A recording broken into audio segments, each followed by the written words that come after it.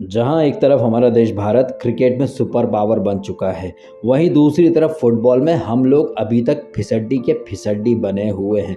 मुझे बहुत हंसी भी आती है, आश्चर्य भी होता है। मैंने कुछ लोगों के ट्वीट्स वगैरह देखे, कुछ कांग्रेस के लीडर्स के ट्वीट वगैरह देखे, जहां वो कह रहे थे कि जय शाह ने कितना क्रिकेट खेला है, जो वो बीसीसीआई के सेक्रेटरी बन गया है।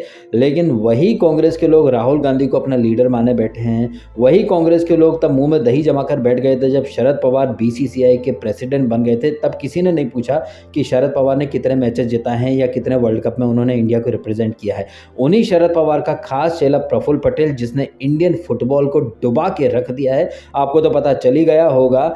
अगर आपको पता नहीं है तो मैं आपको अवगत करा दूं कि हमारी इंडियन फुटबॉल जो है ना, वो फीफा ने ऑलरेडी बैन कर दी है। जबकि इस साल अक्टूबर में अंडर 17 फुटबॉल वर्ल्ड कप यहाँ पर इंडिया में होस्ट किया जाना था, इंडिया में ऑर्गेनाइज होना था। लेकिन अब चूंकि इंडियन फुटबॉल को ही बैन कर दिया है, तो फिर ये अपॉर्चुनिटी भी चली गई। और ये कोई पहली बार नहीं है कि ऐसा कोई नेता जो कांग्रेस से जुड़ा हो, उसने देश को कलंकित किया हो या फिर कुछ चीज़ें बर्बाद कर दी हो।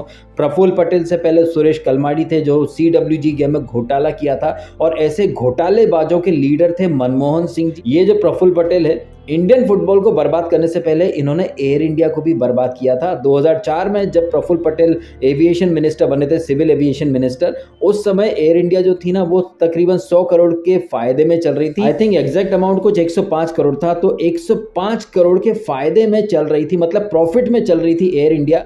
तो वो एयर इंडिया जो कि 2004 में जब चुनाव हुए थे, तब अटल जी की सरकार चली गई थी, मनमोहन सिंह की सरकार आई थी। 2004 में जो एयर इंडिया 105 करोड़ के फायदे में चल रही थी, वही एयर इंडिया वर्ल्ड के सबसे बड़े अर्थशास्त्री के राज में 7,000 करोड़ के नुकसान में आ जाती है और तकरीबन 40,000 करोड़ का कर्जा चढ़ जाता है एयर इंडिया की खोपड़ी के ऊपर, under the leadership of mister Manmohan Singh and civil aviation minister mister Praful Patel, जो कि शरद पवार कोटे से सरकार के अंदर, यूपीए सरकार के अंदर मंत्री बने थे। आज हर कोई मुंह उठा करके बोल देता है मनमोहन सिंह जी बड़े अच्छे थे, उनकी सरकार अच्छी थी। जबकि साहब, हमने भी देखा, हम कोई दूध पीते बच्चे तो नहीं है जो हमें कुछ पता ना हो। कैसे प्रफुल्ल पटेल या फिर कैसे उस समय वो ए राजा कहिए या कलमाड़ी, कैसे इन लोगों ने जनता का खून चूस लिया था, जनता के हिस्से के पैसे ये लोग डकार गए थे। लेकिन विश्व का सबसे बड़ा अर्थशास्त्री मुंह में दही जमाए बैठा रहता था। लेकिन आज इन सबके मुंह में बड़ी जबान निकल आई है। तो ये जो प्रफुल्ल पटेल हैं,